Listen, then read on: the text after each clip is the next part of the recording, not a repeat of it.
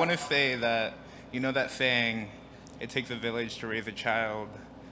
I think I understand that a lot better seeing you all here today.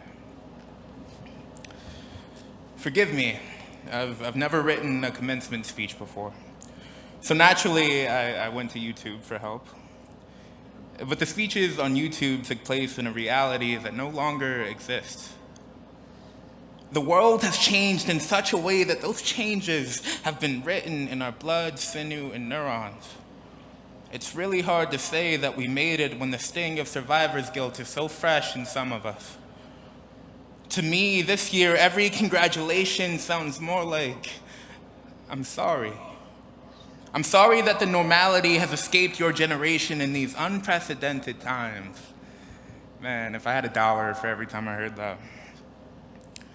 Still, it is our greatest resistance to the pressures in life that we remain congratulatory in the face of all that would see us robbed of our health, our culture, our dignity, and most importantly, our recognition of self. All of which the past couple of years have threatened to steal from us, unsuccessfully.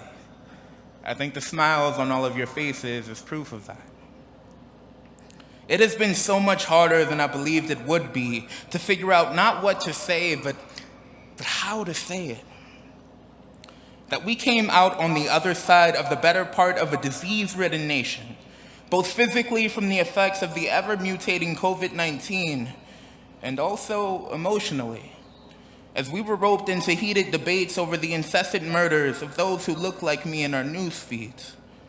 Now, after having watched all of those speeches on YouTube, I suppose this is the part where I should offer some sort of aphorism, some abstract and general truth ready to present to you gift-wrapped and ready to be consumed, but today, I offer instead a personal truth, a specific truth, my truth.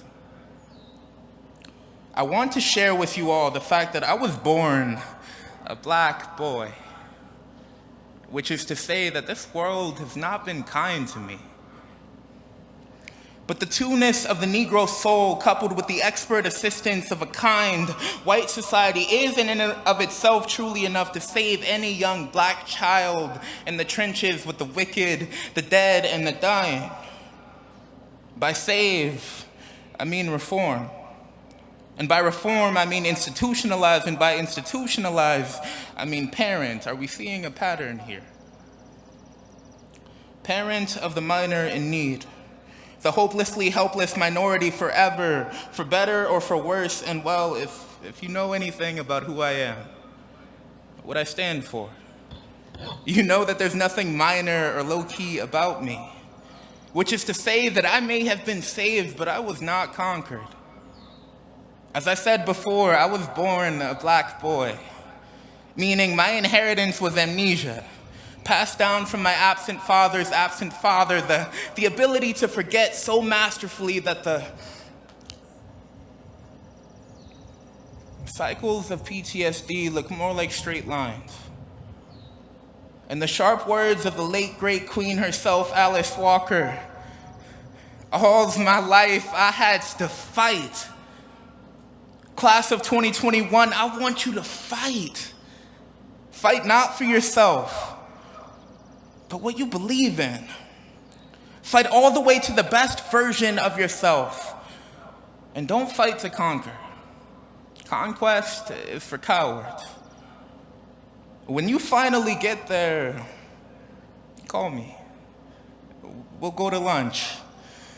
We'll talk about saving the world after we finally manage to save ourselves from who it would have us become. Individualistic, greedy, entitled, unbothered by the humanitarian crises around us. I know that each of us have fought hard to resist the culture of hatred and bigotry that plagues our nation and our world, and for that I thank you. Personally. Sincerely. Until we meet again, my friends, I don't wish you an easy fight, but the strength of spirit to endure a hard one. Thank you for everything.